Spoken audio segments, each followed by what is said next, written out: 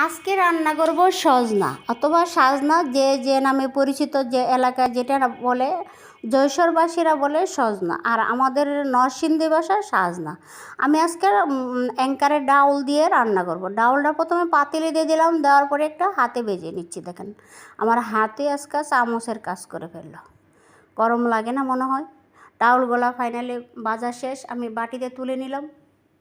তুলে নেওয়ার পরে একটু পানিতে ভিজিয়ে রাখবো, কারণ এটা ভিজে রাখলে একটু নরম হবে। ফাইনালে এই পর্যায়ে আমি আবারও পাতিলটা বসিয়ে একটু তেল দিয়ে দিলাম।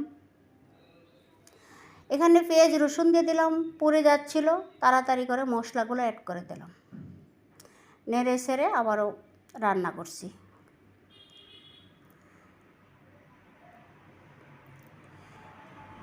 এই পর্যায়ে আদা বাটা জিরা বাটা ছিল, দিয়ে দিলাম।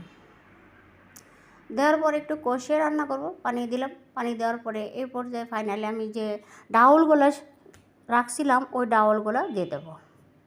ডাউলগুলো একটু কষিয়ে রান্না করতে হবে। এই পর্যায়ে সাজনাগুলো দিয়ে দিলাম। দেওয়ার পরে সাজনা তো অনেক গুণগত মানে একটা খাবার, এটার তো বলার কিছু নেই, সবাই জানেন এটার অনেক গুণ।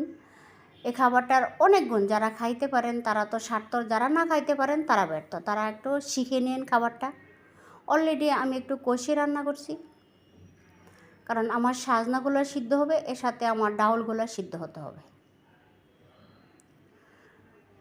ফাইনালি একটু নেড়ে ছেড়ে ভালো করে ঢাকনা দিয়ে রান্না করছি।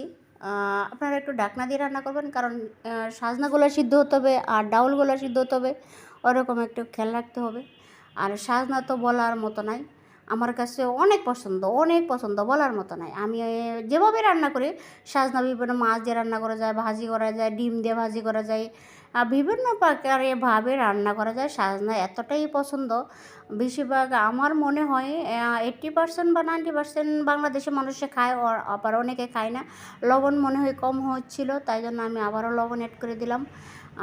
আমার কাছে ভালো লাগে, আপনারা কে খাইতে পারেন জানি না। আর যারা আমার ভিডিওটা ভালো লাগে তারা একটা করে কমেন্টে জানেন কেমন হয়েছে। আল্লাহ হাফেজ, সবাই ভালো থাকেন, সুস্থ থাকেন।